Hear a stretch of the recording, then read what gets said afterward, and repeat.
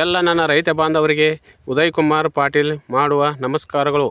ನಾನು ಇವತ್ತಿನ ದಿವಸ SNK 13,374 ಇದನ್ನು ಕಬ್ಬಿನ ಕುಳೆ ಐತಲ್ಲ, ಇದನ್ನು ನಾನು ಸುಳಿ ಕಿತ್ತ ಮೇಲೆ ಇದನ್ನು ಯಾವ ಥರನಾಗಿ ಇದನ್ನು ನಾವು ನಿರ್ವಹಣೆ ಮಾಡ್ಬೇಕಂತ ಕ್ಯಾರ ನನ್ನ ರೈತ ಬಾಂಧವರಿಗೆ ನಾನು ಇವತ್ತಿನ ದಿವಸ ಹೇಳಬಯಸ್ತೇನೆ. ಯಾಕಂತಂದ್ರೆ ಈ ಸುಳಿ ಕೀಳು ಪ್ರೋಗ್ರಾಮ ಇಟ್ಕೊಂಡಿದ್ದು ಒಂದಿನ, ಇವತ್ತಿಗೆ ಕರೆಕ್ಟ್ ಟೈಮಿಗೆ 10 ದಿವಸ ಆಯ್ತು. ಈಗ ನಾವೇನು ನೋಡತ್ತವಲ್ಲ, ಈ ಕಬ್ಬ ಸುಳಿ ಕಿತ್ತಕ್ಯಾರ, ಇದನ್ನು ನೀವು ನೋಡಿದಿರಿ, ನಾನು ನೋಡಿದ್ದೇನೆ. ಈಗ ನಾವು ಸುಳಿ ಕಿತ್ತ ಮ್ಯಾಲ ಇದಕ್ಕೆ ನಾವು ಏನು ನಿರ್ವಹಣೆ ಅಂತಂದ್ರೆ, ಇದಕ್ಕೆ ಗೊಬ್ಬರ ನಾವು ಯಾವ ಕಟ್ಟಬೇಕು, ಆಮೇಲೆ ಅದಕ್ಕೆ ನಾವು ಔಷಧ ಯಾವನ್ನು ಹೊಡಿಬೇಕು ಅನ್ನೋದನ್ನು ನನ್ನ ರೈತ ಬಾಂಧವರಿಗೆ ಇವತ್ತಿನ ದಿವಸ ನಾನು ಹೇಳಬಯಸ್ತೇನೆ. ಮೊದಲನೇದಾಗಿ ಈಗ ನಾನು ಸುಳಿ ಕಿತ್ಕ್ಯಾರ ಕರೆಕ್ಟ್ ನಮಗೆ 10 ದಿವಸ ಆಗೈತಿ. ಇದು ಮರಿ ಯಾವ ಥರ ಹೊಡ್ಯಾತಿರುತ್ತೆ ಅನ್ನೋದನ್ನು ನನ್ನ ರೈತ ಬಾಂಧವರಿಗೆ ನಾನು ಇವತ್ತಿನ ದಿವಸ ತೋರಿಸ್ತೇನೆ. ಬರ್ರಿ ನೋಡ್ರಿ ಇವತ್ತಿಗೆ ಇದನ್ನು ನಾವು ಸುಳಿ ಕಿತ್ಕ್ಯಾರ ಕರೆಕ್ಟ್ ನಮಗೆ 10 ದಿವಸ ಆಗೈತಿ. ನೋಡ್ರಿ, ಇದು ಈ ಥರನಾಗೆ ನಾವು ಸುಳಿ ಕಿತ್ತು ಅಂತಂದ್ರೆ ಈ ಥರನಾಗೆ ಮರಿ ಹೊಡಿತೈತಿ. ನೋಡ್ರಿ, ನಾ ಏನು ಮಾಡೀನಿ ಅಂತಂದ್ರೆ ತಾಯಿ ಬೇರು ಒಂದು ಕಿತ್ತಿದ್ದಕ್ಕೆ ಈಗಾಗಲೇ ಇದಕ್ಕೆ 4, 5, 6 ಮರಿ ಇದಾವೆ. ಆಮೇಲೆ ಇನ್ನೂ 8, 10 ದಿವಸ ಹೋದ್ಮೇಲೆ ನೋಡ್ರಿ, ಇದು ನತ್ತಲ್ಲ ಈ ತಾಯಿ ಕಬ್ಬ. ಈ ತಾಯಿ ಕಬ್ಬನ್ನು ನಾನು ಮರಿ ಕಿತ್ತನು ನೋಡ್ರಿ. ಅದು ಒಂದ ಕಬ್ಬಿನ ಈಗ ಸದ್ಯ 8 ದಿವಸದಾಗನ ಒಂದು 6-7 ಮರಿ ಕಬ್ಬು ಆಗೈತಿ ಅಂತ ಕ್ಯಾರ ನನ್ನ ರೈತ ಬಾಂಧವರಿಗೆ ನಾನು ಹೇಳಬಯಸ್ತೇನೆ. ನೋಡ್ರಿ, ನಾವು ಕಬ್ಬ ತಿಳಿವಾಗೈತೆ ಅಂತ ಹೇಳ್ಕ್ಯಾರ ಅದನ್ನು ನಾವು ಲಕ್ಷ್ಯ ಮಾಡಿ ಬರಬಾರ್ದು. ಮತ್ತು ತಿಳಿವಾಗೈತೆ ಅಂತ ಹೇಳ್ಕ್ಯಾರ ಅದನ್ನು ನಾವು ಈ ಥರನಾಗೆ ಮರಿ ಅಂತಂದ್ರೇನ ಸುಳಿ ಕೀಳೋದು ಬಿಟ್ಟಿವು ಅಂತಂದ್ರೆ ನಮಗೆ ಭಾಳ ನುಕ್ಸಾನ ಆಕತ್ತಂತ ಹೇಳ್ಕ್ಯಾರ ನನ್ನ ರೈತ ಬಾಂಧವರಿಗೆ ನಾನು ಇವತ್ತಿನ ದಿವಸ ಹೇಳಬಯಸ್ತೇನೆ. ಬರ್ರಿ ಹಿಂಗೆ ಹೋಗೋಣ. ನನ್ನ ರೈತ ಬಾಂಧವರೇ, ನಾನು ಕಬ್ಬ ಸುಳಿ ಕೀಳೋದನ್ನು ನೀವು ನೋಡಿದಿರಿ, ಮತ್ತು ನಾನು ಕಬ್ಬ ಸುಳಿ ಕೀಳೋದನ್ನು ಪ್ರಾಕ್ಟಿಕಲ್ ಮಾಡ್ಯಾನ, ನಾನು ವಿಡಿಯೋ ಮಾಡಿಕ್ಯಾರ ಹಿಂದಿನ ವಿಡಿಯೋದಾಗ ಹಾಕಿದನು. ಆದ ಕಾರಣ ನನ್ನ ರೈತ ಬಾಂಧವರಿಗೆ ಇದು ಸುಳಿ ಯಾವ ಥರನಾಗಿ ಕಿತ್ತತ್ತೆ ಅನ್ನೋದನ್ನು ಈ ಸದ್ಯ ನಾನು ನಿಮ್ಗೆ ತೋರಿಸ್ತೇನೆ. ನೋಡಿರಿ, ಇದು ಇದು ತಾಯಿ ಕಬ್ಬು ಇತ್ತು. ತಾಯಿ ಕಬ್ಬಿನ ನಾನು ಒಂದು ಕಿತ್ತ ಮೇಲೆ ಈ ಕರೆಕ್ಟ್ ಟೈಮಿಗೆ 8ರಿಂದ 10 ದಿವಸ ಆಯ್ತು. ಈ ಕಬ್ಬಿಗೆ ಈಗಾಗಲೇ ಎಷ್ಟು ಮರಿ ಬಂದತಿ ನೋಡ್ರಿ, ನೋಡ್ತಾರಲ್ಲ. ನಾವು ಈಗೇನು ಮರಿ ಹೊಡತ್ತಲ್ಲ ಕಬ್ಬ, ಈ ಕಬ್ಬಿಗೆ ನಾವು ಏನು ಮಾಡ್ಬೇಕಂತಂದ್ರೆ ಈಗ ಸದ್ಯ DAP ಯೂರಿಯಾ ನೋಡ್ರಿ, 1 ಚೀಲ ಒಂದು ಎಕರೆಗೆ, ಆಮೇಲೆ 1 ಚೀಲ DAP, 1 ಅರ್ಧ ಚೀಲ ಯೂರಿಯಾ ಈಗ ಸದ್ಯ ನಾವು ಇದಕ್ಕೆ ಈಗ ಸಾಲತ್ತಲ್ಲ, ಈ ಸಾಲಾಗ ಒಗಿಬೇಕು ನೋಡ್ರಿ.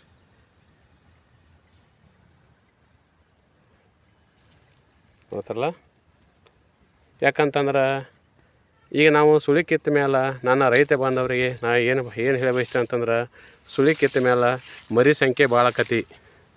ಸುಳಿ ಕೀಳೋಕ್ಕಿಂತ ಮೊದಲು ಒಂದ ಕಬ್ಬು ಇರ್ತೈತಿ. ಆಮೇಲೆ ಸುಳಿ ಕಿತ್ತ ಮೇಲೆ ಒಂದೊಂದು ಕಬ್ಬಿಗೆ ಇದು 6, 7, 8, 10 ಮಟ ಮರಿ ಹೊಡಿತೈತಿ. ಅದಕ್ಕಾಗಿ ನನ್ನ ರೈತ ಬಾಂಧವರಿಗೆ ನಾ ಏನು ಹೇಳಬಯಸ್ತೇನೆ ಅಂತಂದ್ರೆ, ಸುಳಿ ಕಿತ್ತ ಮೇಲೆ ಕರೆಕ್ಟ್ ಟೈಮಿಗೆ ನಾವು 10ರಿಂದ 15 ದಿವಸ ಒಳಗಾಗಿ ನಾವು ಇದಕ್ಕೆ ಗೊಬ್ಬರ ವ್ಯವಸ್ಥೆ ಮಾಡ್ಬೇಕಂತ ಕ್ಯಾರ ನನ್ನ ರೈತ ಬಾಂಧವರಿಗೆ ನಾನು ಹೇಳಬಯಸ್ತೇನೆ. ಯಾಕಂದ್ರೆ ಈಗ ನೋಡತ್ತೇವಲ್ಲ, ಈ ಕಬ್ಬ ಮರಿ ಭಾಳ ಹೊಡಿತೈತಿ. ಸುಳಿ ಕಿತ್ತ ನನ್ನ ರೈತ ಬಾಂಧವರಿಗೆ ನಾನು ಏನು ಹೇಳ್ತಂತಂದ್ರೆ, ಈ ಕಬ್ಬು ಎತ್ತಲ್ಲ, ಇದು ಒಂದೇ ಕಬ್ಬಲ್ಲ, ಇದು SNK ಅಲ್ಲ, ನೀವು ಎಲ್ಲ ವೆರೈಟಿ ಕಬ್ಬೆಲ್ಲ ಬೇಕಾದ್ರೆ ತಿಳಿವಾಗಲ್ಲ. ತಿಳಿವಾದರೂ ನಾವು ಅದಕ್ಕೆ ಹೆದರೋ ಕಾರಣಿಲ್ಲ. ತಿಳಿವಾದ್ರೆ ನಾವು ಅದನ್ನು ಸುಳಿ ಕಿತ್ತು ಬಿಟ್ಟು ಅಂತಾರೆ ಈ ಥರನಾಗಿ ಮರಿ ಹೊಡಿತೈತಿ. ನೋಡ್ತಾರಲ್ಲ, ನೋಡ್ರಿ, ಇದು ಮರಿ ಆ ಥರನಾಗಿ ಹೊಡೈತಿ ನೋಡ್ರಿ. ಇದು ಪೂರ್ತಿ ನನ್ನ ಕಬ್ಬ ತಿಳಿವಿತ್ತು. ಇದನ್ನು ನಾನು ಸುಳಿ ಕಳಿಸಿದ್ನಿ ನೋಡ್ರಿ. ನೋಡ್ತಾರಲ್ಲ, ಈಗ ಮ್ಯಾಲೆ ಒಣಗೈತಲ್ಲ, ಒಂದು ಸುಳಿ ಒಣಗೈತೆ ನೋಡ್ದು, ಅದು ತಾಯಿ ಕಬ್ಬ. ಅದನ್ನು ನಾನು ಸುಳಿ ಕಳಿಸಿದ ಮ್ಯಾಗಿಂದನೇ ನೋಡ್ರಿ, ಈಗ ಮ್ಯಾಲೆ ನೋಡತ್ತೇವಲ್ಲ, ಅವು ತಾಯಿ ಕಬ್ಬ, ಅವು ಸುಳಿ ಕಿತ್ತೇವು. ಹಿಂದೆ ಮರಿ ಹೊಡಿಯತ್ತವಲ್ಲ, ಅವೆಲ್ಲ ಮರಿ ನೋಡ್ರಿ. ಇದನ್ನು ನಾನು ಪೂರ್ತಿ ಸಕ್ಸಸ್ ಮಾಡಿನ ನನ್ನ ರೈತರಿಗೆ ನಾನು ವಿಡಿಯೋ ಮಾಡಿದೆನು. ಇದಕ್ಕೆ ನಾವು ಏನು ಮಾಡಬೇಕಪ್ಪ ಅಂತಂದ್ರೆ ನಾ ಏನು ಮುಂದೆ ಹೇಳ್ತಾನೆ ಬರ್ರಿ. ಈಗೇನು ನಾವು ಸುಳಿ ಕಿತ್ತವಲ್ಲ ಈ ಕಬ್ಬಿಗೆ ನಾವು ಹಿಂಗೆ ಬಿಟ್ಟಿವ ಅಂತಂದ್ರೆ ಮರಿ ಭಾಳ ಆಕತಿ, ಆಮೇಲೆ ಮರಿ ಸಣ್ಣ ಆಕತಿ. ಅದಕ್ಕಾಗಿ ನಾನು ರೈತ ಬಂದ್ರೆ ನಾ ಏನು ಮಾಡ್ಬೇಕಂತಂದ್ರೆ ಈಗ ನಾವು ಸುಳಿ ಕಿತ್ತೇವಲ್ಲ, ಸುಳಿ ಕಿತ್ತ ಮೇಲೆ 8ರಿಂದ 10 ದಿವಸದಾಗ ನಾವು ಅವಶ್ಯಮಗೆ 1 ಎಕರೆಗೆ 1 ಚೀಲ DAP ಆಮೇಲೆ ಅರ್ಧ ಚೀಲ ಯೂರಿಯಾ ಇದನ್ನು ನಾವು ಕಟ್ಟಲಿಕ್ಕೆ ಬೇಕಾ. ಕಟ್ಟಿದ್ವು ಅಂತಂತಂದ್ರೆ ಈ ಮರಿ ಗಡತ್ರಕತಿ. ಯಾಕಂದ್ರೆ ಮಕ್ಕಳ ಸಂಖ್ಯೆ ಭಾಳ ಆಗೈತಿ. ಈಗ ಮೊದಲನೇಗಿತ್ತು ನೋಡ್ತೇವಲ್ಲ, ಮೊದಲನೇಗಿತ್ತು 1 ಕಬ್ಬಿತ್ತ. ಆ 1 ಕಬ್ಬನ್ನು ನಾವು ಕಿತ್ತ ಮೇಲೆ ಈಗ ಆ ಕಬ್ಬಿಗೆ ಮರಿ ಭಾಳ, ಒಂದೊಂದು ಕಬ್ಬಿಗೆನ 7ರಿಂದ 8 ಮರಿ ಹೊಡೆದೈತಿ ನೋಡ್ರಿ.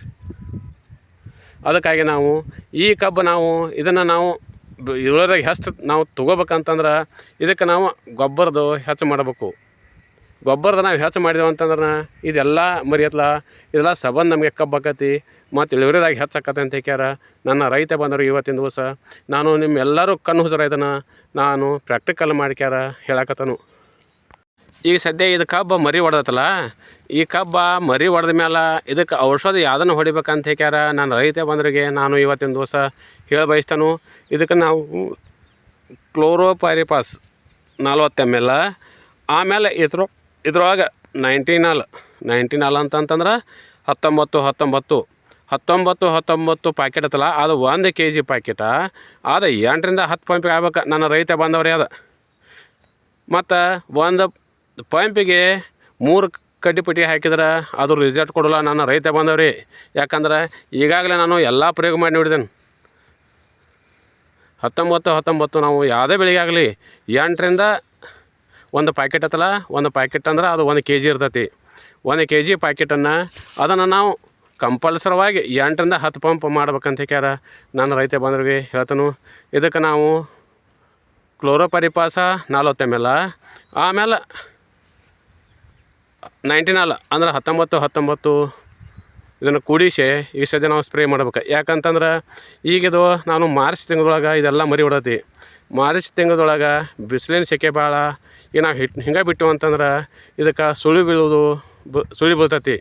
ಅದಕ್ಕೆ ನಾವು ಮುಂಜಾಗ್ರತಾ ಕ್ರಮವಾಗಿ ಈ ಕಬ್ಬಿಗೆ ನಾವು ಈ ಸದ್ಯ ಅಂತಂದ್ರೆ ಈಗ ಮರಿ ಹೊಡತ್ತಲ್ಲ, ಈಗ ಮರಿ ಹೊಡೋ ಟೈಮ್ದೊಳಗನ ಈಗ ನಾವು ಮರಿ ಹೊಡೆದು 8-10 ದಿವಸದ ಒಳಗನ ಒಮ್ಮೆ ನಾವು ಔಷಧ ಸ್ಪ್ರೇ ಮಾಡಬೇಕು.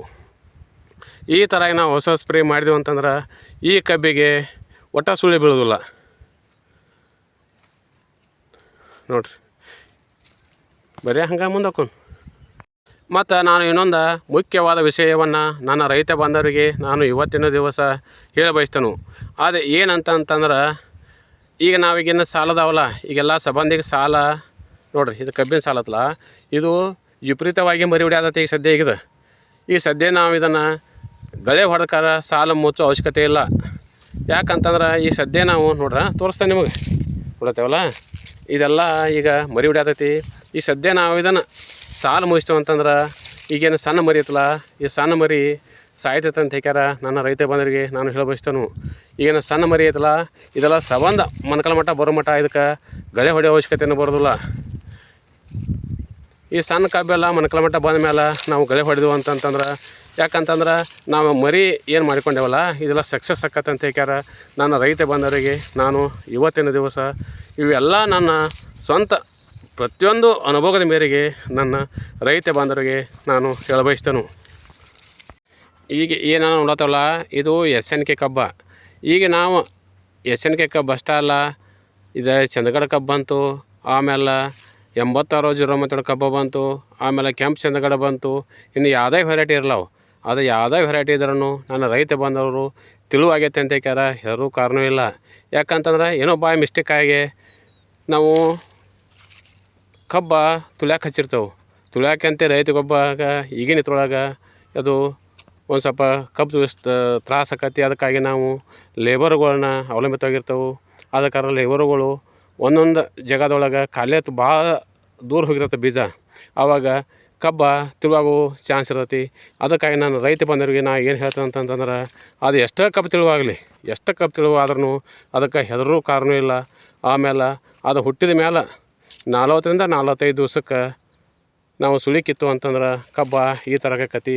ಕಬ್ಬು ದಟ್ಟು ಆಕತ್ತಂತ ಕ್ಯಾರ ನನ್ನ ರೈತ ಬಾಂಧವರಿಗೆ ಇವತ್ತಿನ ದಿವಸ ನಾನು ಹೇಳ ಬಯಸ್ತನು. ಇನ್ನು ನನ್ನ ಮುಂದಿನ ವಿಡಿಯೋದೊಳಗೆ ಈಗ ಎಸ್ಸನಿಕೆ ಕಬ್ಬಿಗೆ ಇದಕ್ಕೆ 2 ರೋಗ ಬರ್ತಾವಂತ ಕ್ಯಾರ ಇದು ಕೃಷಿ ಇಲಾಖೆದವ್ರು ಹೇಳಿದ್ರು. ಅದಕ್ಕೆ ಅವು 2 ರೋಗ ಯಾವುವು ಮತ್ತು ಅದಕ್ಕೆ ಮುಂಜಾಗ್ರತೆ ಕ್ರಮವಾಗಿ ಕಬ್ಬು ಹಾಕಿದಾಗಿಂದ ನಾವು ಏನೇನು ಮಾಡಬೇಕು, ಯಾವ್ಯಾವ್ದು ಔಷಧ ಅದಕ್ಕೆ ಸ್ಪ್ರೇ ಮಾಡಬೇಕು ಮತ್ತು ಯಾವ್ಯಾವ್ದು ಗೊಬ್ಬರ ಕೊಡ್ಬೇಕು ಅನ್ನೋದನ್ನು ನನ್ನ ರೈತ ಬಾಂಧವರಿಗೆ ಮುಂದಿನ ವಿಡಿಯೋದಾಗ ನಾನು ಸಂಪೂರ್ಣವಾಗಿ ನನ್ನ ರೈತ ಬಾಂಧವರಿಗೆ ಎಸ್ಸನಿಕೆ ಕಬ್ಬಿನ ಬಗ್ಗೆ ಆದ್ರತು, ಆಮೇಲೆ ಇದಕ್ಕೆ ಬೀಜ ನಿರ್ವಹಣೆ, ಆಮೇಲೆ ಔಷಧ ನಿರ್ವಹಣೆ ಬಗ್ಗೆ ನಾನು ಮುಂದಿನ ವಿಡಿಯೋದೊಳಗೆ ಸಂಪೂರ್ಣವಾಗಿ ನನ್ನ ರೈತ ಬಾಂಧವರಿಗೆ ನಾನು ಹೇಳ್ತೇನೆ. ಇಷ್ಟು ಹೇಳಿ ಎಲ್ಲ ನನ್ನ ರೈತ ಬಾಂಧವರಿಗೆ ನನ್ನ ನಮಸ್ಕಾರಗಳು.